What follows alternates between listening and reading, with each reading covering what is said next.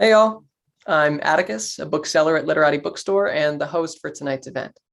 This evening, we are pleased to welcome Erin Kate Ryan and Joanne Proulx to our At Home with Literati series in support of Quantum Girl Theory. For our attendees, the chat is closed, but I will be dropping links to purchase Quantum Girl Theory throughout the event. You can also use the Q&A feature to submit questions at any time. A reminder that you can shop for more books in-store or at literatibookstore.com for curbside pickup and shipping to your home anywhere in the United States. And now allow me to introduce tonight's author and moderator. Erin Kate Ryan's fiction has been published in VQR, Glimmer Train, The Normal School, and elsewhere. She is a James Jones First Novel Fellow and a McKnight Artist Fellow. She holds an MFA in fiction from the Bennington Writing Seminars, where she was an alumni fellow, and she lives in the Hudson Valley with her partner and found family. Joanne Proux's first novel, Anthem of a Reluctant Prophet, won Canada's Sunburst Award for fantastic fiction and was named, I told you I would mess it up at least one more time, and was named a best debut novel by the Globe and Mail and Kirkus Reviews. A feature film adaptation was released in 2018. She is a graduate of the Bennington Writing Seminars, and Joanne lives, writes, and teaches in Ottawa, Canada. And without further ado, I will turn it over to Erin, Kate, and Joanne. All right. Yeah. I think Erin Kate, we're going to have the pleasure of listening to her read the prologue to Quantum Theory Girl. So I do, and I think that the bio missed mention of your most recent novel, though, didn't it? Which is on display behind me. I dug through something like 45 boxes of books in our will be library in order to find it. So make sure. Yes, I have a second book called Yeah.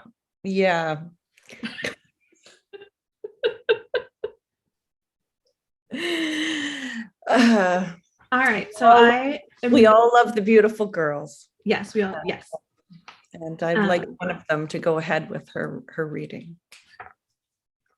All right, so I'm reading from the prologue of Quantum Girl Theory. Bennington College, Bennington, Vermont, 1946. On December 1st, 1946, Paula Jean Weldon put on a bright red parka, left her dorm for a hike on the Long Trail, and vanished into the thin mountain air of the trailhead. On December 1st, 1946, Paula Jean Weldon put on a bright red parka, left her dorm for a hike on the Long Trail, and was kidnapped by a man with a long maroon car and a history of violence against women. On December 1st, 1946, Paula Jean Weldon put on a bright red parka and left her dorm to take a cab to the bus station, where she set off for Montreal and the impossible idea of being a brand new girl. On December 1st, 1946, Paula Jean Weldon put on a bright red parka and left her dorm to meet her unkind boyfriend, who carted her to Fall River, blew through her cash, and then ditched her for a moment in a diner, where she leaned over the counter and whispered to the waitress, how had it come to this? On December 1st, 1946, Paula Jean Weldon put on a bright red parka, left her dorm, and was quietly institutionalized by a mortified family who'd rather pretend she was dead than admit to her troubled mind. On December 1st, 1946, Paula Jean Weldon put on a bright red parka, left her dorm, and met her botany teacher. After a quarrel over their relationship, he bludgeoned her in a damp clearing deep in the early winter woods. On December 1st, 1946, Paula Jean Weldon put on a bright red parka and ran away to join the circus, where she turned handstands on the backs of galloping horses and learned to tame fire by swallowing it. Quantum Girl Theory. Once she is gone, a missing girl becomes everything that everyone thinks she might be. Our theories create her fate. She's a runaway. She's a maniac. She is bones shrouded in red cloth beneath an evergreen tree. She is a double, triple, quadruple exposure of any lifetime anyone could dream.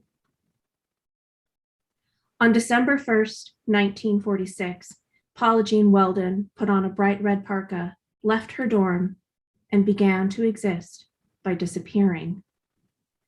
And on December 2nd, the sun rose high and light hit the spot where the missing girl ought to have been. The National Guard climbed mountains in search, as did her father, the Boy Scouts, a wily private eye. Clairvoyants dreamt of her, calling the newspapers to report their visions, ice picks, black cars, and all-consuming fire. The detective gathered facts. The eldest of 4 sisters, father a Scotsman, mother a drunk. She preferred to be called Paul, but the Bennington girls rarely called her anything at all. Quiet, studious, unremarkable. The hole she left, somehow bigger than the space she once filled. Quantum girl theory. A missing girl, by virtue of having endless possible lives, is more real than a non-missing girl who gets only one life at most. Newsmen flooded the rural Vermont town, wingtips sinking into mud. Spectators, readers of the mystery, postured as heroes. They stopped lovely blondes in New York and Charleston. They rounded up white girls in Miami and Spokane, holding up smudged newspaper snapshots, squinting with suspicion and spite, gripping the elbows of strangers on opposite coasts, competing to capture the hefty reward, to capture the true Paula Jean, to tell the story's true end. On December 1st, 1946, Paula Jean Weldon put on a bright red parka and shattered into innumerable futures. One life could never be enough. Quantum girl theory. A missing girl's potential life stamps a new world into being. All her paths are possible. They are happening all at once and in symphony. Across the nation, newspapers recorded every sighting, writing into existence Paula Jean as a starlet, Paula Jean as a housewife, Paula Jean as a hollow-faced nurse, a misfit, a mistress, a victim, a crime. At a stained and round dining table, imagine infinite Paula Jeans, aged and cherub-faced, scarred and broken and barely touched. Each looks at the others, a sister, a self. Lives lived and half-lived, lives thrown away, redeemed, or lost. She is Legion. She reaches across the table and takes her own hand. Why, thank you. I'm sure everybody else out there is clapping as well, Erin Kate. So I just want to kind of fangirl for a moment and talk about just the power of your writing. I don't want to get all completely writer geeky, but the craftsmanship and the level of detail and intricacy is just so masterful, and I just have to applaud you that I went, it was just a thrill to reread the entire novel. And if for no other reason, the people watching should buy this book just to read your words and to marvel at the craftsmanship and the mastery of your writing. So I'm really staggered by it, and I'm really impressed. And I just have to say, like, whatever happens, because you're just setting out with this debut, but whatever happens, you have to understand that this is just top fucking shelf, Erin Kate. So kudos to you. So You are my dream interviewer so far. I never bullshit. So yeah. And that is one of my favorite images of the entire novel is Paula Jean sitting around that dining table with all the versions of herself and that very intimate gesture of reaching across the table and taking her own hand. Can you just talk a bit about where that sort of came from? Yeah, I will say it is also one of my favorite ideas, and that it is one that that is very emotionally, even now as I'm talking about it. Yeah, emotionally stirring for me. I think that in part because our ideas of missing girls is that they are alone. Like maybe they ran away with a guy, but like there's our story, our archetype is that there's this vulnerability, and that she has left whatever home or family she had. She's now on her own, vulnerable to the elements, to the evils of the world. And as I was working on the book and working through the different versions of her, I started feeling like I was actually kind of putting together a family saga, but where every member of the family is a version of Paula Jean. Lovely. Yeah. And this idea of there being union, like there being comfort in the multiplicity as well. The idea that our shadow selves can care for us and we can care. Yeah, that's what I loved. I loved the fact that despite the violence and the mystery that comes, and the fact that we have this missing girl, that in some ways she could be her own best friend, and we in a way we can all do that for ourselves. So I found it a very graceful entry into the story. So great. Paula Jean Weldon, how did you run into her?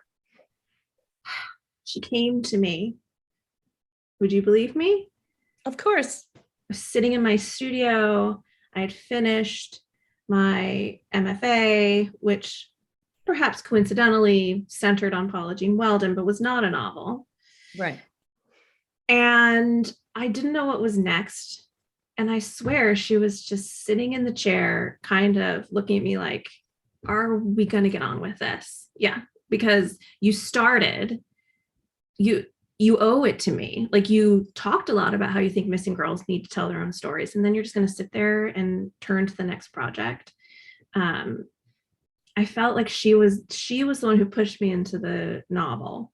I found her and found out about her while researching a Shirley Jackson short story, which is called Missing Girl. And it was and it was collected in a collection of uncollected stories called, I think, Just Another Day. And it was published in like a sci-fi magazine in the 50s, which was very much how Shirley Jackson made her money. And takes the idea of this missing girl. Once I learned the facts of Paula Jean Weldon's disappearance, I could see how Shirley Jackson had taken each one and twisted it very slightly just to make it sound a little more like folktale. Bald Mountain became Bad Mountain. The girls' school became a girls' camp. Like everything just became a little more gothic. Yeah. And I was poking around for criticism of the story, and that was how I found out that she'd based it on Paula Jean. Right. So there was The Missing Girl, and her second novel, Hangsman, and Donna Tartt also has been rumored that all from the Bennington area or Bennington College, that she based a character or the whole novel around Paula Jean Weldon. So, but she was never named Paula Jean Weldon. They took The Missing Girl and they concocted a fiction. You took The Missing Girl and you named her. So that immediately made her real. So not only did you center the story around her, and made her the main character. So you gave her so much agency, but then because you're Erin Kate, that just wasn't enough. And you came up with so many different versions of her life, which was quantum girl theory. Do you want to talk a little bit about what compelled you to not just listen to her saying, get on and tell my story, but get on and tell many, many versions of my story where I am always at the center? I mean, I think that the germ of the idea came from the research that I did, digging into the primary sources, the newspapers, the Bennington Banner. Bennington is a slightly more metropolitan small town now, but at the time was very much a farm town. And this expensive girls' college, women's college, being nearby created attention. So they were very excited to have something to report on, I think, based on everything else that they had been reporting on prior to this. And they really made a meal of it. And they, and then the New York Times and the AP Wire, and eventually even like the LA, like everyone was chasing this story, and they were attaching it to anything that seemed possible or interesting or would sell papers. Right. And I really was digging into this idea of like, it feels less about which of these is true and more about what if all of them are true. If someone can think it, it could happen. We don't know. She's Schrodinger's cat. She's in the box. So what if we let her out of the box and we let her be dead and alive both? And what I really like about that is it takes this idea of tragedy and a life cut short, which is how we tend to think of missing girl stories, and it twists it into an ideation of endless potential, like endless creation. It's not that like her life ended and that's so sad. It's instead her life turned and became a million lives. Yeah, so you took the missing girl from who becomes sort of the edge of the story or almost fades away from the story, and you put her back at the center. But I also love something that you did to sort of turn that into a visual truth, where you have you did it at Bennington, and you've done it in the book, where there'll be a painting and the girl has gone missing and she is a white spot, and the story or the painting exists around her. And in part of the book, you took that further, where the girl disappears off the Morton salt box, off the Dolly Madison cupcakes. So all of a sudden the girl disappears from the narrative. So can you talk about, like, one, it's masterful because it takes a fairly complex idea and says, here's what it looks like visually when that girl goes missing. And of course, it's always the white spot. Do you want to talk a little bit about how you came up with that? I think that was just a visual that was with me from the beginning as I was thinking about. No, I'm going to step back and say, I think it actually started with the idea of missing posters, because over time, if you were to like lay missing posters on top of each other, like it, on vellum, like so much of the information will just be Black because it is repeated, right? Like the word missing and the word girl, and her height is probably 5'4", and her weight and that the only thing that becomes smudged then is the actual image of the girl. It just changes slightly. And I think I started playing with that, and then the idea of inverting it. So if rather than having so much presence there with the image and the smudge, what if what we look at is actually what the story tells us is what matters, which is everything else around. Like who she is becomes less important. I wanted to be able to visually represent that, and to represent to some degree the work that goes into creating the form that these women are required to fill. To paint a picture where you have the woman missing means tracing her outline and determining from the outset what shape she is allowed to be, what posture she's allowed to hold, how much space she can take on the page.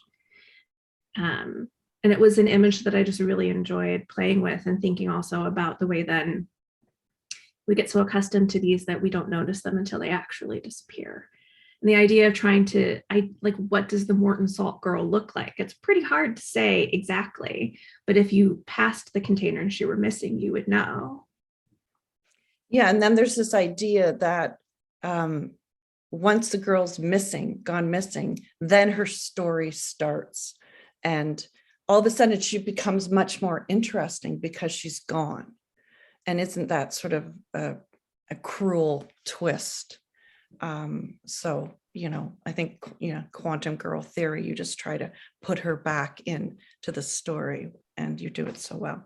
So just a little bit about the structure of the novel for those, who have not yet read it. It has a sort of through story, which is told in 7 parts called Spells for Sinners, excuse me. And then interspersed between those sections of the novel are stories where Paula Jean takes on different personas and has a different life. How did you settle on, you had infinite possibilities for her lives. How did you pick the stories you chose to tell? I think rather organically in the end. Like I started with a much more rigid structure. I thought I was going to write 7 or 8 versions of her dying. I really thought this was going to be, and the prologue, which was once published as an essay in Conjunctions, rest in peace, was called The Many Deaths, Many Deaths, Many Lives, Apology. My thought was that's what this book was going to be. It was going to be about her dying over and over and over again. And as I dug into that, I started thinking that's not where I want the stories to, like, I don't want that story to end before it has begun. If I'm telling a reader this is the end of her life, I want the meat of it instead. So I rethought that. I pulled back on them. And then as I was kind of forming it, I started relatively organically writing in the direction of the characteristics that would make her no longer qualify as an archetypal missing girl.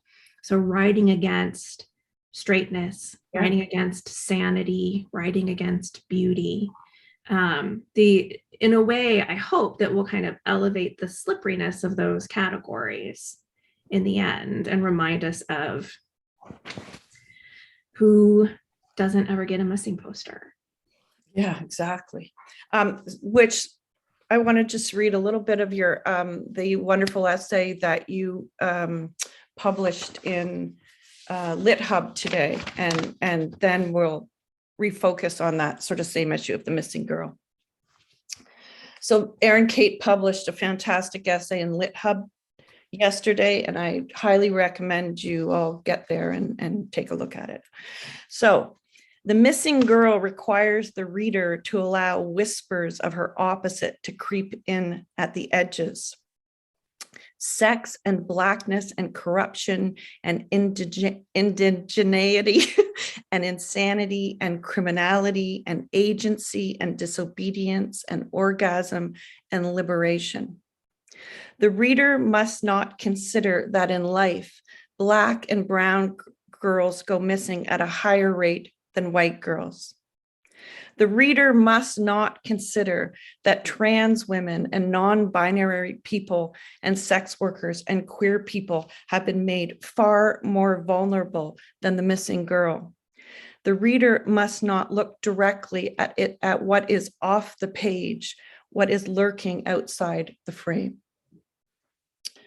Now that's a lot, there's a lot in there to unpack, but I want to talk about that paragraph in relation to your story, specifically in relation to Evie and Jack, 2 Black girls who are missing as well, and who have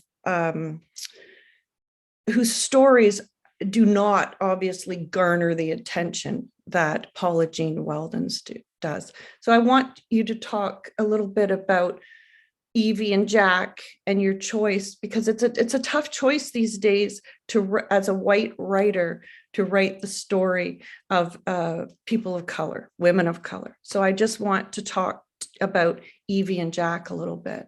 And can you tell me how whether you had to summon your bravery to sort of venture there, and why it was important to you to sort of venture into the stories of the missing women of color.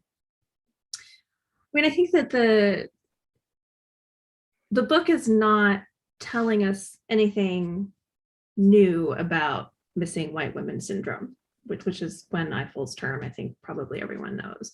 Yeah. And I think that the paragraph that you read, I think so much of that is common knowledge. What the book is asking us, I hope, is how is it that we can know that? And I include myself in the we. How can those of us who seek these stories, how can we know that and still be consumers of the missing white girl story, the archetype? Right. What is it that what is the work that we are doing inside to keep those ideas at the edge? And as I was working through the different versions of Paula Jean, the different versions of her life, confronting the way Mary would manage the information that she got, that there are these two other people missing. And Mary, sorry, just for those who don't know, Mary is Paula Jean in the through story of the novel. So, yes. And she's a clairvoyant who goes about looking for missing girls. Sorry. And so she's in a town to look for a missing white girl, and she finds out, someone tells her that these other two girls are missing, and she is required to think about the fact that, I've only ever looked for white girls. So I put her in that position because I wanted her to work through that on the page. And as I was doing that, I'm running Paula Jean through her paces, I started wondering if I was replicating it with the book. And at some point early on, I realized I needed to break the book. I needed to break the rules that I had made, which were every chapter is a life that Paula Jean may have lived. I broke the book, and there is a chapter from Evie's perspective, because I wanted to puncture, even within a book that is formally different from a lot of other crime novels, I still wanted to puncture any sort of self-congratulation Mary might be feeling, or that I might be feeling, right, with the reminder that these other missing girls had agency, were people, had perspectives, like to offer empathetic imagination to a missing Black girl is something that Mary struggles with mightily. And so it felt very important to act that out on the page. Yeah. I would say that writing Evie's chapter was of all of the characters, I feel like Evie is the one that I used my own experience the most, as someone who left a small town, Southern adjacent, and went north. That was where that was the one time where I really placed myself in a character. But that is, of course, augmented by a hell of a lot of research and first person research to do that. Anne Moody's book, Coming of Age in Mississippi, I just want to say is a phenomenal memoir. And I found it very inspiring as I was working on Evie's chapter. It's really hard to imagine the book without those stories, without Evie and Jack in there. So otherwise, the fear that, you would have been replicating this predisposition to only focus on the white missing girl would have been justified, I think, or I could see it happening. But with Evie and Jack in there and their stories, I think it just becomes that much more expansive. And yes, you've done your research, so I hope that it's well received, because I can't imagine the story otherwise. So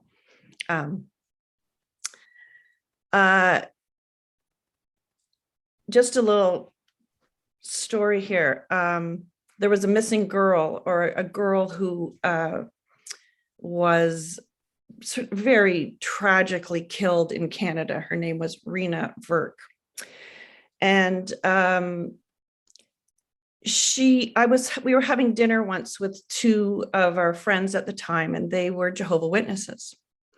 And her story was all over the news, and it was a horrible sort of swarming and drowning story. It was just awful. And I remember they said at the table, I wonder if she's a Jehovah's Witness. And I remember thinking, wow, I would have never, she was about 15. And, in the subsequent weeks, it came out that she was a Jehovah's Witness. And I remember thinking, they understood her vulnerability, and they understood when they looked at that situation that she was a girl who was much more vulnerable than others. She had run away from home, which a lot of Jehovah's Witness kids will do. She was like on the edge, she was on the margins, and that made her more vulnerable. And I just remember thinking, geez, I wouldn't have thought that way. And this sort of leads into your take on Paula Jean as being queer. And when you read the story, that perhaps you saw a different story because that wasn't in the papers. So I'd like you to sort of speak to that. Yeah, that wouldn't have been in the papers, would it? No, 1940s. Yeah. No.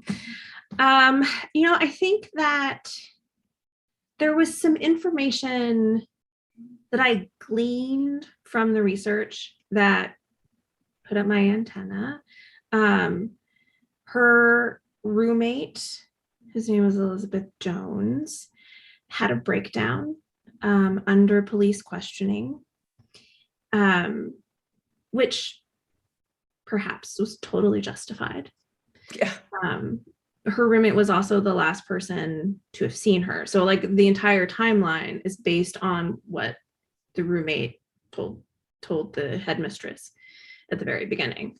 And in another one of those local legend books in Vermont, I found mention of an interview, and I could not source it, so I'll say so.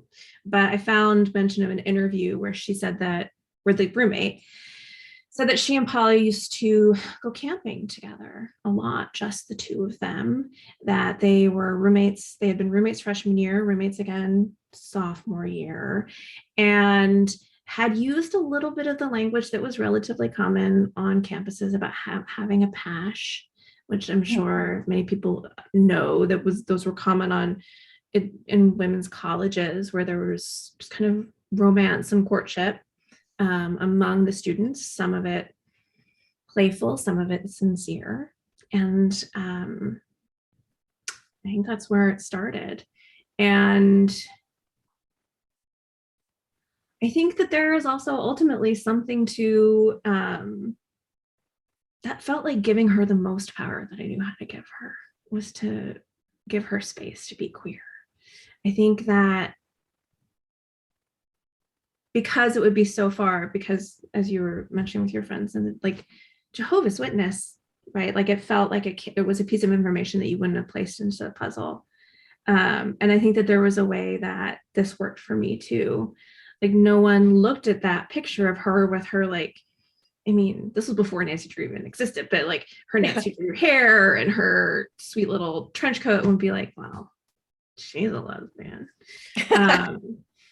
And actually it felt delicious to me to like, let's let her be that. It would have required so much agency at that time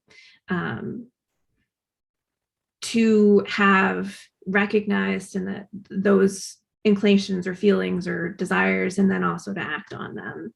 And I think that giving her space to be queer cracked open the book in a new way for me as well, as I was working on revisions. Yeah. Well, I want to talk about one of the stories in particular, Ghostwriter, which I don't know if you realize, but it's like smack dab in the middle of your novel. Do you know this? I do in fact realize that. Good. I look at that as sort of the keystone of the novel, and it felt like just a little turn, and I really appreciated that story because it brought so many things together. And in that story, sort of the most heartbreaking aspect for me was there was no grand violence. There was no kidnapping. There was nothing out of the ordinary. There was simply a girl who loved another girl, and that was not allowed. And that kind of broke my heart. It's because she went on to lead a very tragic life. That story is very tragic. And it was the 1940s, and that was enough to crush a person. And I looked at a few of your other stories, and toward the end, in the last two, I believe there is a line: "There is no such thing as safe, never will be." And this is in relation to a queer girl finding a place to call her own, a place that's safe, a place for she and her partner to love each other freely. That was in the 1940s. So we're in 2022 here. How is that? Does that line still hold? I mean, absolutely, it still holds, right? Like we all know what's going on in the world right now. And, in the United States in particular, it's not just Texas and Florida. We have Idaho now, like Missouri. No, there is no such thing as safe, as conceived of by that character at the time she says it. There is no such thing as safe. There is no such thing as invulnerability. There is no such thing as playing by the rules and not being noticed. But I think what the book is writing toward, what I want, if I could give anything to Paula Jean, what I would give her is the safety that community brings. And particularly, I am thinking about queer community. I think communities, of course, take many shapes, and there's a particular elasticity and growth and refuge that queer community can offer. Being queer is no more defined by trauma than being a woman is. But it's also true that queer community has become a space of refuge, and one that has grown and shaped itself to kind of catch people, to provide not safety, but an opportunity to create witness and accountability and beauty and capture all of these. So there's a few beautiful lines here, and one, it's about the Paula Jean setting off for Montreal and the impossible dream of being a brand new girl. And then this is a paragraph from the book where Mary is Paula Jean. What would Mary's life have been if she'd seen stories of joy rather than pain, of completed plans instead of those choked by circumstance? If the vision she was waiting for were of Evie arriving safely at school, of Jack completing her dive rather than the devastation that likely lurked. I'm wondering, did you ever feel the compulsion to write that story, to write the story of Paula Jean and her first love in a way where they were the gods and they were free? Did you ever feel that compunction? I think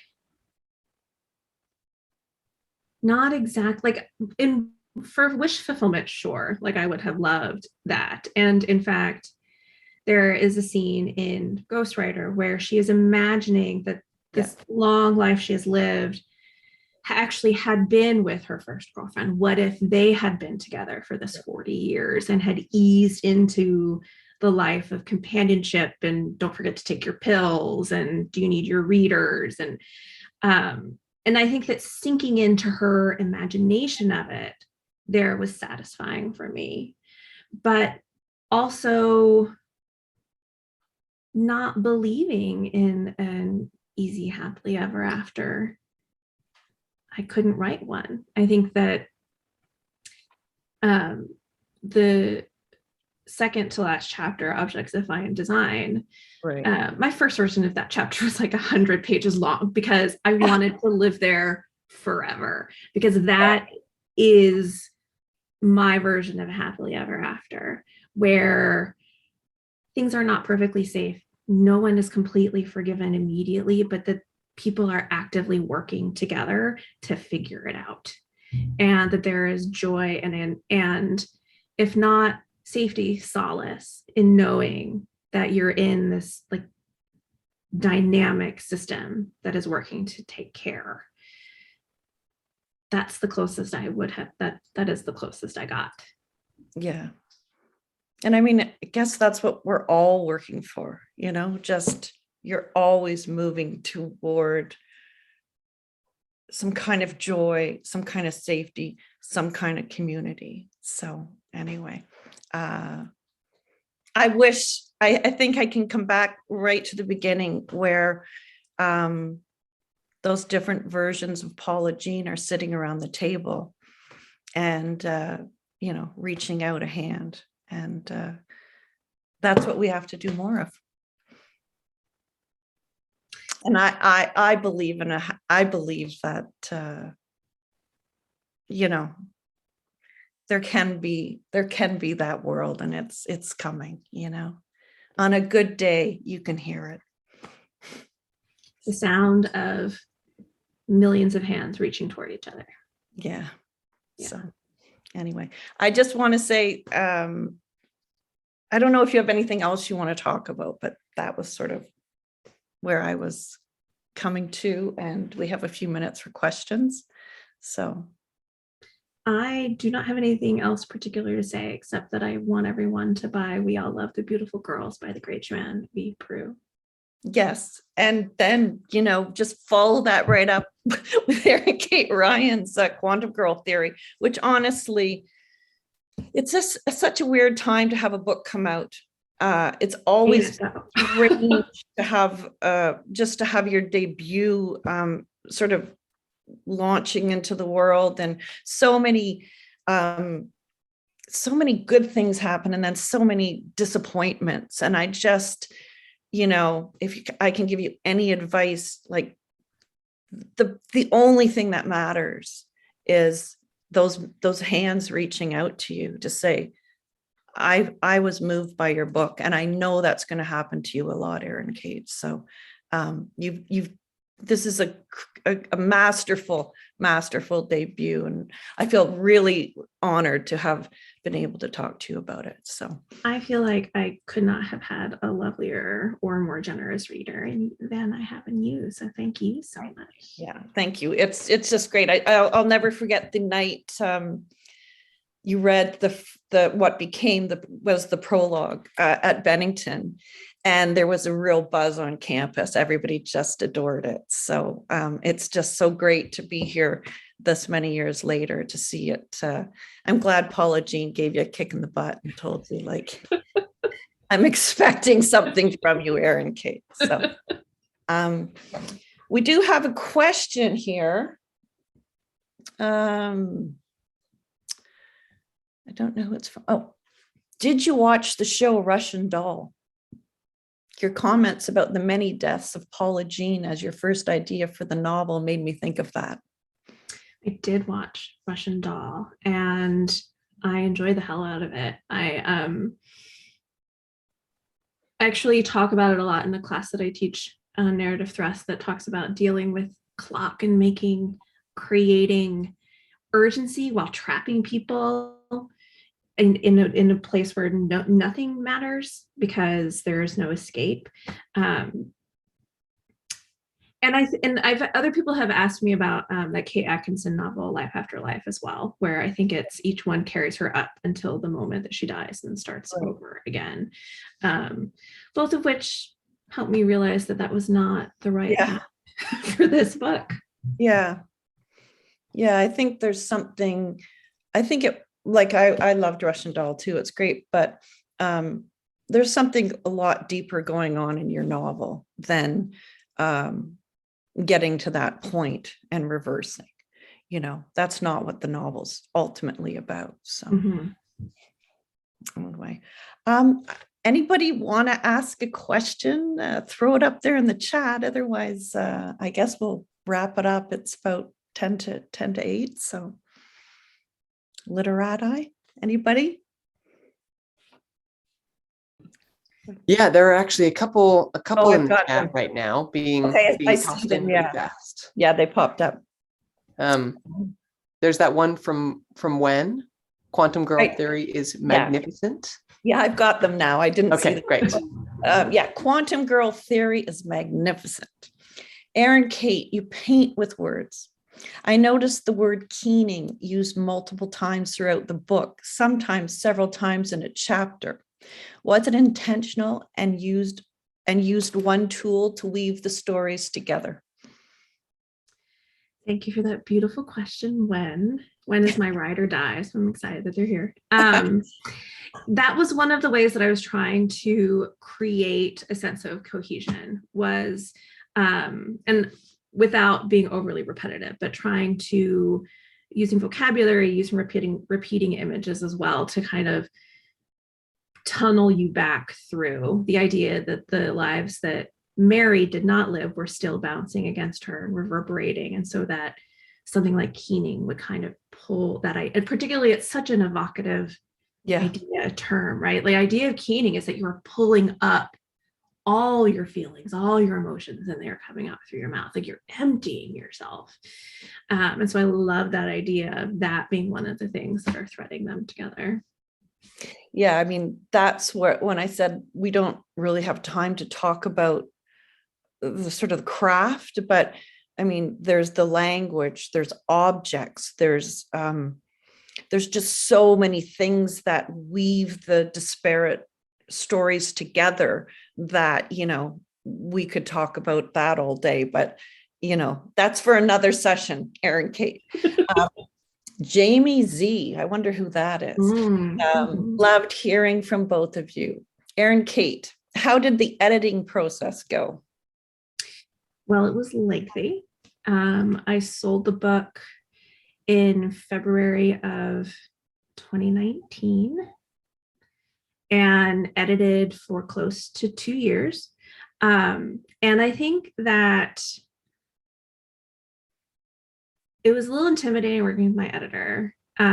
She edits Amy Bloom, E.L. Doctorow, Gloria Steinem, no big deal, right? Yeah. So whenever I thought I disagreed with her, I was like, well, I'm no Gloria Steinem. So I'm just, but I think that we landed in a place where it, like, what she taught me is that there are going to be many versions of a book.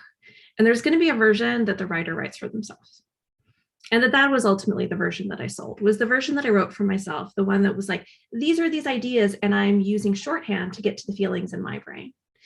And the editorial process reminds you that, like, if you want those ideas to get into somebody else's brain, you're going to have to do some work building that bridge. Right. And you're going to have to break out of what you thought was your platonic ideal of the book in order to meet other people's minds. My daughter has the copy of my book, the only true copy that exists. They're pre-edited. They're making me change it, but here, this is the real version. So yeah, that still exists. It's sometimes hard to let go, but in the end, you're just working toward the same thing. But some of the things sort of stick, but that's just part of the process. And absolutely, okay, Kimberly Dark, Know her. What's your next project, Erin Kate? Oh, What's speaking to Kimberly. you now? Do you want to answer that? I have finished a YA manuscript that I am talking to my agent about right now. It was kind of a pandemic stress project. It was something that I worked on in between edits. It was something that I thought was just for me. It was actually a really good outlet for this process we were just talking about, right? Like the kind of iterative process of like taking something that spoke to me, my only important reader, in order to speak to many readers. And so then it helped me to have a thing that I wrote just for me to read. And over time, it felt a little bigger and more serious than that, but I'm still not quite sure if it's something that the world needs or not. So I have that. And then there is a novel that I started at Bennington and set aside because Paula Jean Insisted. that she insisted. Yeah. And so I really would like to go back to that. And that is about a hotel. This is true. A hotel collapsed in Boston in 1925 because so many people were doing the Charleston at the same time. And I would like to go back to playing around with that soon. All right. Allison Weiss. Again, I think you may know her. The book has been talked about sort of as crime fiction. I also had this sort of idea too. And yet it subverts that. Any thoughts on a reader who expects traditional crime fiction, that old kind of missing girl story, but gets this? I actually read a review. I've not been following these, but my partner every so often will toss them in my direction. Mm-hmm. A reader who did receive the book, I think, as an advanced reader copy, and it sounded like was a reader of crime fiction and was not expecting this book. Right. And the review was kind of the best thing that I could have asked for from that reader, which was to say, this is not what I would pick up. This was not what I was expecting. And I really sat down the book and thought a lot about true crime and podcasts and that I consume. And I mean, I think that that's exactly what I want, is for the book to encourage people to ask questions. The book is asking questions. It has no answers. Right. But for those who are more adventurous in, like, who like crime reading but feel a little more adventurous in the format, I hope would really find a reward. So that's got to be a nice surprise, perhaps, you know, like it's not, you know, crime fiction, but in some ways it's a unwrapping of crime fiction that will make you question, or make a reader question what they may have been sort of blindly consuming without the thought about the stories that center on the missing girl. So anyway, that's great. I don't really think we have time for any. Oh, here, Cassie. Such a wonderful talk. Erin Kate, if there's time, what other books, shows, etc., inspired you as you were writing and editing? I tell you what, this question always makes me panic because I'm so bad at like instant recollection. But I read a shitload of missing girl novels. I read them because I wanted to understand how they worked. Right. I read new ones and I read old ones. I watched any television show that had a missing girl in it, and found a lot of the common threads. There's a character in the book, Raymond Schindler, who was the PI hired by the Stanford Advocate to search for her. I read his autobiography. I read Pirandello and Calvino and Paul Auster and all these white guys who play around with form. Casey Lehman's Long Division is a book that I will return to again and again and again, and I deeply felt like it educated me, particularly with the ending. And I would say the same Carmen Maria Machado's work, Kelly Link's work. See, I'm forgetting people. I'm panicking. That's a lot. Okay. Cassie has taken down every one of those. Okay, good. She will All get right. back to you on whatever you missed. Anyway, I think we should wrap it up. It's 7:58. And yeah, I don't know if anyone from the bookstore is coming back on, but anyways, it's been a pleasure. And I hope, thanks everybody who joined us. Thanks to the bookstore, Literati, for Thank you. hosting. And thank you, Erin Kate, for writing this magnificent novel. Thank you. Yeah, thank you, Erin, Kate, and Joanne. Thank you for it's been an honor just to sit in and have an ear to this. So thank you so much. And thank you for everybody else who's joining us at Home with Literati tonight.